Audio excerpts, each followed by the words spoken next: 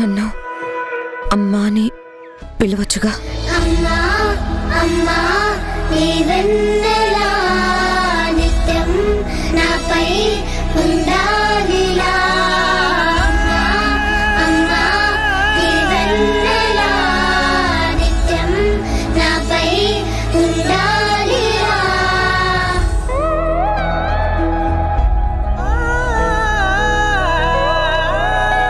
జనని, జరిగిందంతా నర్స్ చెప్పింది. మీరిద్దరూ కలిసి డెలివరీ చేశారంట కదా? ఇప్పుడు తల్లి బిడ్డ ఇద్దరు సేఫ్గా ఉన్నారంట కదా? అవును గుణ. ధరణి చాలా కోఆపరేట్ చేసింది. తన చదువును సద్వినియోగం చేసింది. చాలా ఎక్స్పీరియన్స్ లాగా నాకు ధైర్యం ఇచ్చింది. నాకు తోడుగా నిలబడింది. తర్వాత దైవం సహకరించింది. చల్లగా చూశాడు. వాళ్ళిప్పుడు చాలా హ్యాపీగా ఉన్నారు. వెళ్ళండి ధరణి. జనని, నువ్వు చెప్పే మాటలు వింటుంటే ధరణి చాలా గొప్ప హెల్పే చేసినట్టు నాకు అనిపిస్తుంది. అటు దేవుడికి ఇటు ధరణికి థ్యాంక్స్ చెప్పాలి. It's a miracle in our hospital.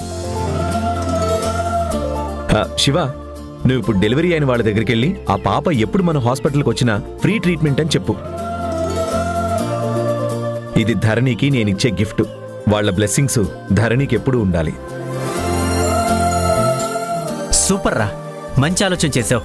నేను ఇప్పుడు వెళ్ళి చెప్పొస్తాను. వెళ్ళు. అవునమ్మా, ఇందాకేదో నేను హడావుడిగా వెళ్లే ముందు నాతో మాట్లాడాలి అన్నావు. ఏంటో చెప్పు.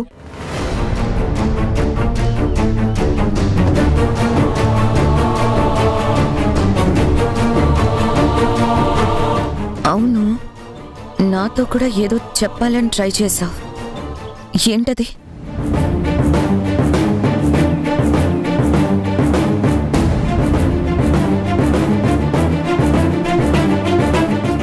నేను రేపటి నుంచి రానని చెప్దాం అనుకున్నాను, కానీ ఇప్పుడు చెప్పలేకపోతున్నాను.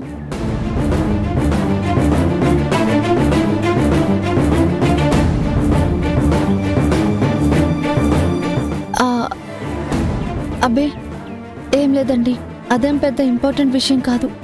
అది నేను మర్చిపోయాను.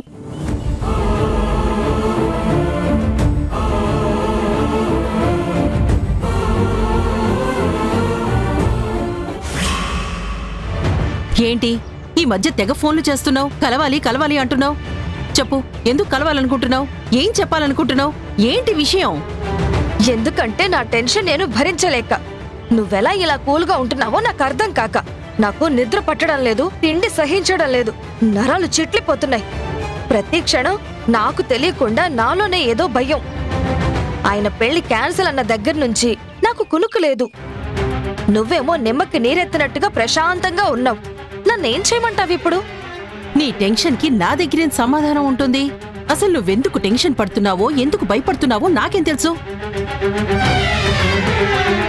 ఇదిగో, పెళ్ళైతే పంపకాలు. పెళ్లి కానప్పుడు నీకు నాకు ఏముంది? నువ్వేమన్నా రాయబారం నడిపి పెళ్లి జరిపిస్తున్నావా?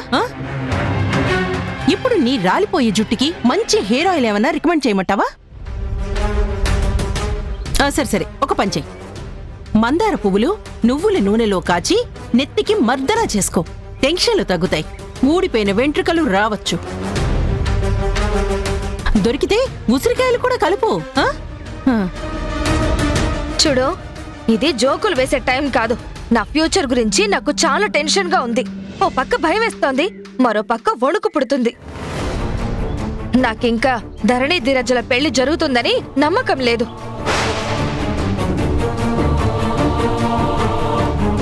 నీకు నమ్మకం లేదు, మరి నన్నేం చేయమంటావు? ఇదిగో, పెళ్ళయ్యిందో కాలేదో నాకు అనవసరం. నేను అంతో ఇంతో శ్రమ పడ్డాను కదా, నాకేదో ఒకటిచ్చి సాల్వ్ చేయి. ఏదో ఒకటంటే డబ్బు, డబ్బు తల్లి, డబ్బు. హే, అసలు అలా అడగడానికి నీకు నోరెలా వస్తుంది శారదా? నువ్వేమైనా వీళ్ళ పెళ్లి చేసావా? ఇప్పుడేమైనా చేయటానికి మార్గం చూపిస్తున్నావా? కట్టుకున్నవాణ్ణి ఒప్పించలేదు కానీ డబ్బులు కావాలట, డబ్బులు. అసలు నువ్వు ఎలా ఎక్స్పెక్ట్ చేసి అడుగుతున్నావు? నో డబ్బులు, నో సెంటిమెంట్. శక్తి, నువ్విలా రివర్స్ అయితే నేను కంప్లీట్ గా ఓపెన్ అవ్వాల్సి వస్తుంది. జరిగింది మొత్తం వాళ్ళతో చెప్పాల్సి వస్తుంది. అబ్బా, బెదిరించే ఆయుధం నీ దగ్గరే ఉందా? మాకేం ఐడియాలు రావా? మా చేతుల్లో ఏం ఆయుధాలు లేవా? అయినా నా గురించి తెలుసు కదా, నేనెంత క్రిమినల్ బుర్ర ఉన్నదాన్నో. నాకే జలకిస్తే నేను ఉలిక్కి పడతాననుకున్నావా? చూడు, నువ్వు నా తమ్ముడికి చెప్పే ప్రయత్నం చేస్తే నేను మొత్తం నీ క్యారెక్టర్ గురించి మీ ఆయనకి చెప్పేస్తాను.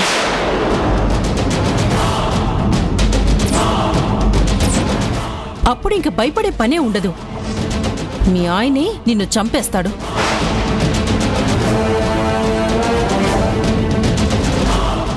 వామ్మో, ఇదేంటిది? నా మీద ఇలా రివర్స్ అయింది. అయినా పెళ్లి క్యాన్సిల్ అన్నా కూడా చాలా కూల్గా కాన్ఫిడెన్స్గా ఎలా ఉంటుంది? అది కాదు శక్తి, కొంచెం కూల్గా ఆలోచించు. అసలు పెళ్లి కావడం లేదన్న టెన్షన్ లేకుండా నువ్వెందుకింత కూల్గా ఉంటున్నావో నీ ప్లాన్ ఏంటో నాకు కూడా చెప్పవా? నేను కాస్త ధైర్యం కూడగట్టుకుని కులాసాగా ఉంటాను. నో, చెప్పడానికి ఇప్పుడేమీ లేదు. అంతా జరిగిన తర్వాతే. ఎందుకంటే చెప్పుకుంటే పనులు కావడం లేదు కాబట్టి. ఏం జరుగుతుందో, ఏం జరిగేలా చేస్తానో, ఏం జరగబోతోందో నువ్వలా చూస్తూ ఉండు. ముందు ముందు నీకే తెలుస్తుంది. నువ్వు నాకు సాయం చెయ్యాలని ఆరాటపడితే కొన్ని రోజులు ఓపిక పట్టు. లేదా నీ ఇష్టం వచ్చినట్టు చేసుకో. నువ్వు ఎవరితో చెప్పాలనుకుంటున్నావో చెప్పుకో, నో ప్రాబ్లం. నేనెవరికీ చెప్పను. నువ్వన్నావుగా ఓపిక పట్టమని, ఓపికతోనే ఉంటాను. ఎప్పుడూ నీ పక్కే, అది గుర్తుపెట్టుకో. సరే, ఉంటాను. మమ్మీ, అసలు మ్యాటర్ చెప్పనే లేదు. శారదా, శారదా, ఒకసారి ఇలారా.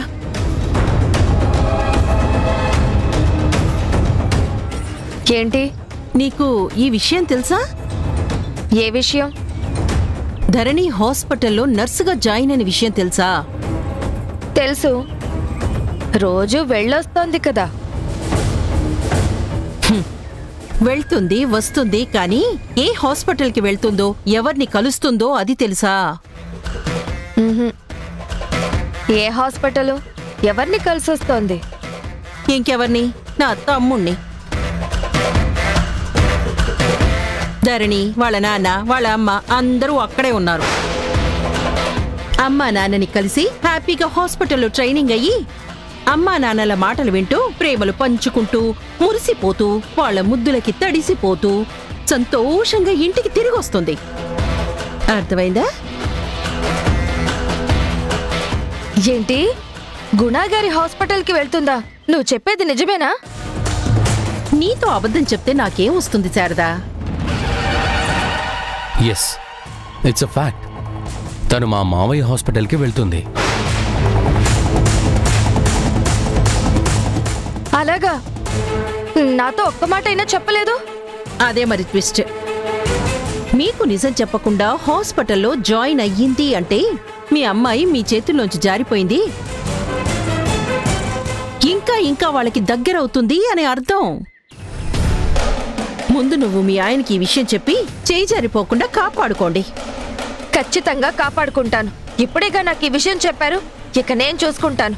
నిమిషం కూడా ఆలస్యం చేయకుండా ఈ విషయం వెంటనే ఆయనకి చెప్పేస్తాను.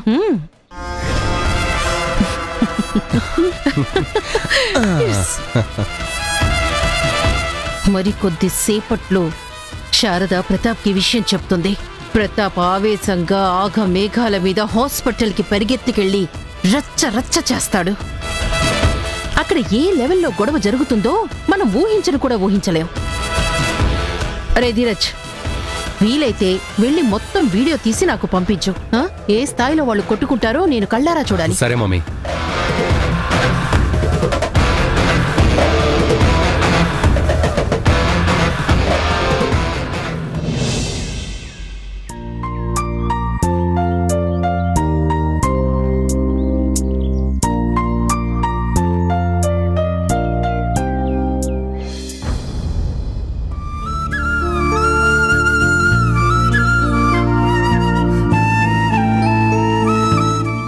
ధరణి భోంచేవా? లంచ్ టైం అయిపోతుంది, త్వరగా కానీవే. లేదు, నేను ఇవాళ లంచ్ బాక్స్ తెచ్చుకోలేదు. నువ్వు కానీ, నేను క్యాంటీన్లో తింటానులే. అలాగే, త్వరగా తినేసి వచ్చేసే, ఓకేనా? ఛా, నేను ఇంకా హాస్పిటల్కి రానని చెప్పి వెంటనే వెళ్ళిపోదామని వచ్చాను. అందుకే బాక్స్ తెచ్చుకోలేదు. ఇప్పుడు క్యాంటీన్ ఎక్కడుందో ఏంటో.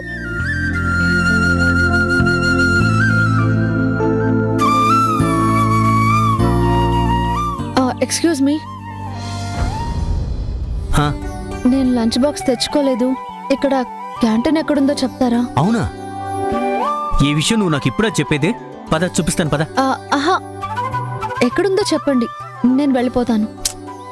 పదమ్మా, నేను తీసుకెళ్తాను కదా, పద.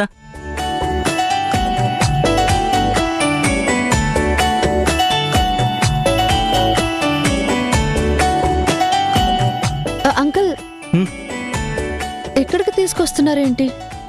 క్యాంటీన్ గురించి కదా నేను అడిగింది. ఎక్కడికి వెళ్తావు ధరణి? క్యాంటీన్లో బయట వాళ్ళకి మాత్రమే భోజనం పెడతారు, స్టాఫ్కి ఉండదు. నువ్వు పద.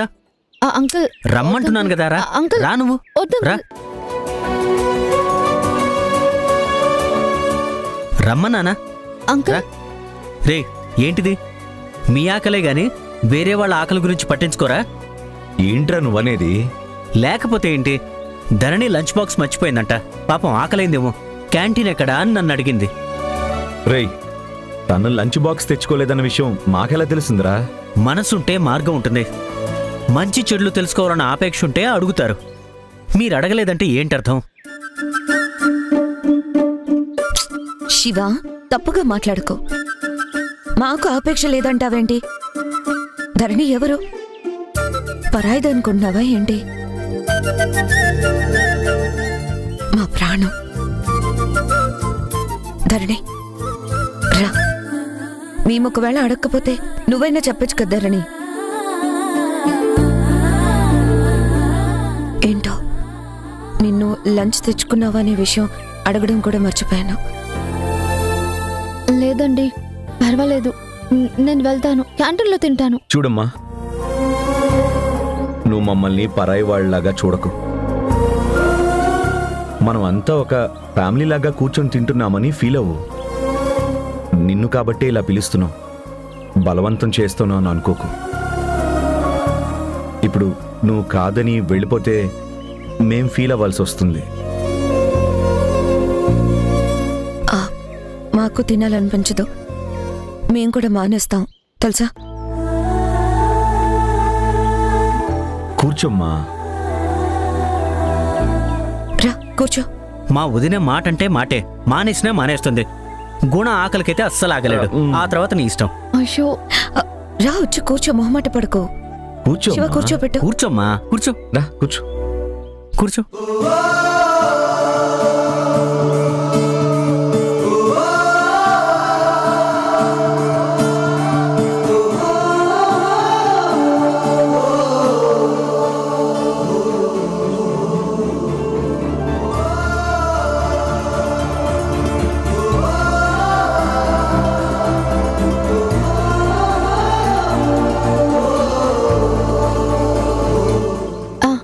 ఇంకా చాలండి.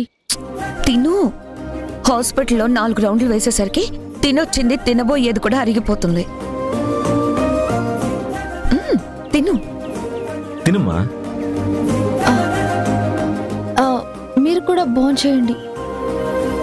నువ్వు భోజనానికి వచ్చిన ఆనందంలో జనని తనకి వడ్డించుకోవడం మర్చిపోయింది. నేను వడ్డిస్తాను.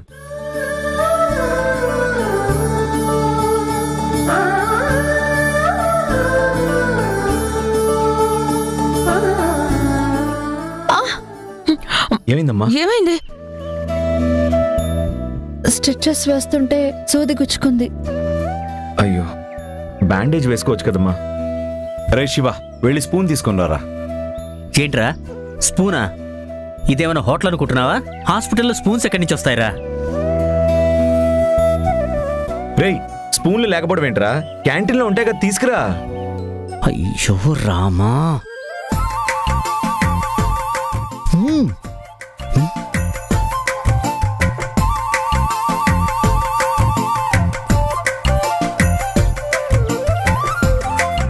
పర్వాలేదులే. కారం తగిలితే నొప్పి ఇంకా ఎక్కువ అవుతుంది. ఉండు, నేను తినిపిస్తాను. తను తినిపిస్తుంది.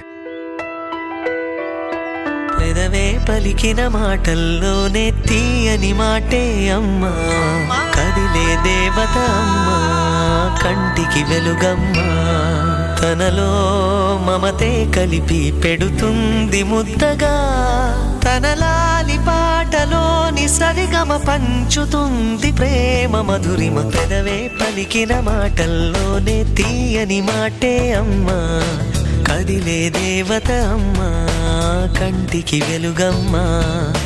పెదవే పలికిన మాటల్లోనే తీయని మాటే అమ్మా, కదిలే దేవత అమ్మా, కంటికి వెలుగమ్మా, తనలో మమతే కలిపి పెడుతుంది ముద్దగా, తనలాలి పాటలోని సరిగమ పంచుతుంది ప్రేమ మధురిమ.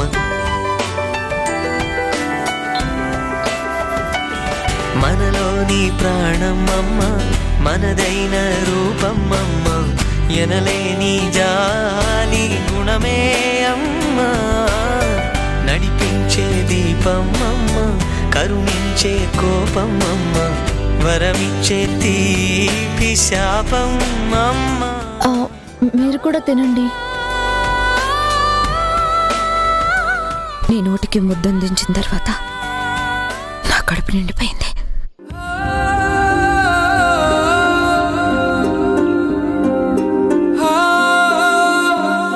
ఏళ్ల తరబడి నిరీక్షణమ్మా. ఈ సన్నివేశం మా కడుపు నింపేసింది. సంతోషం సంతోషమే, ఆకలి ఆకలే. మీరు తినండి. నా కడుపు నింపి మీరు ఉపవాసం ఉంటే ఎలా? ప్లీజ్ తినండి.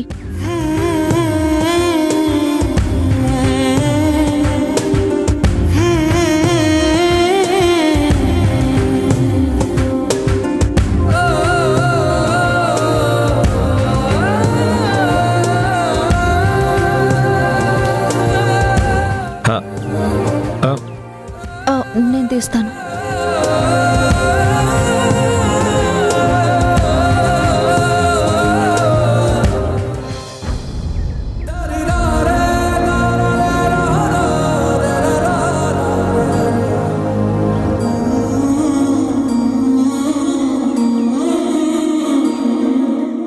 అమ్మవమ్మ, కన్న తల్లి ప్రేమ నింపి ఇవాళ నా కడుపు నింపావు. అమ్మా అని పిలవమని అడిగావు. ఆ తృప్తి నీకు ఇవ్వలేకపోయినా కడుపు నింపిన నీ చేత్తో నన్ను దీవించమ్మా.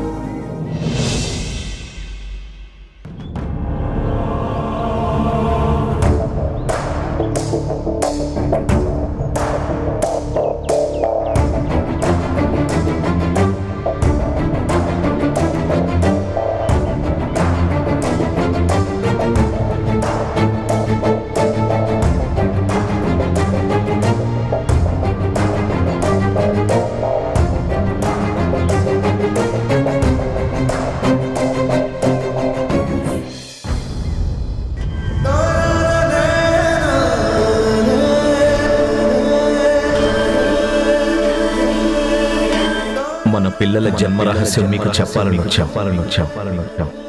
వాళ్ళు మీ కన్న పిల్లలు కాదు అనే నిజం ఇన్నేళ్ల తర్వాత తెలిస్తే ఎవరు మాత్రం అంత తేలిగ్గా ఒప్పుకుంటారు. మీ జాతకంలో పుత్రశోకముంది. నీ కొడుకు చనిపోయి ఉంటాడు. అది నిజం.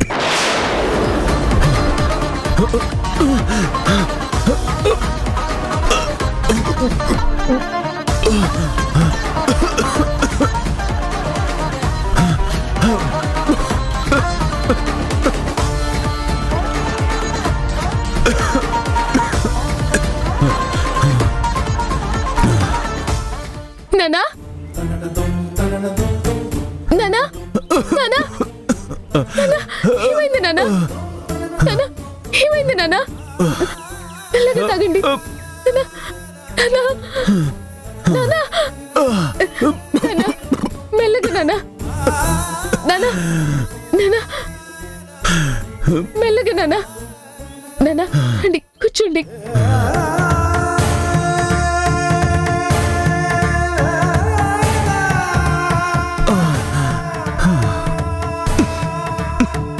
నానా రిలాక్స్ నానా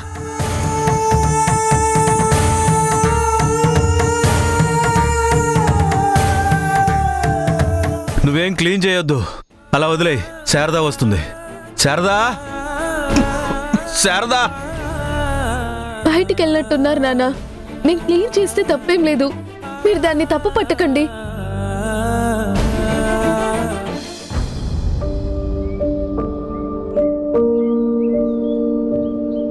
బంగారమే బంగారమే నువ్వు నా వరమే, నీ క్షేమమే నీ సంతోషమే నన్ను నడిపించే బలమే. చిట్టి తల్లి నీవే, పుట్టుకంటే నీవే, దేవతల్లే నన్నే చేరుకుంటే.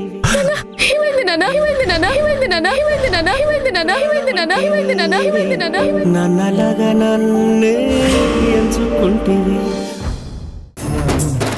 దయచేసి నా మాట అర్థం చేసుకో ధరణి, ప్లీజ్ ధరణి.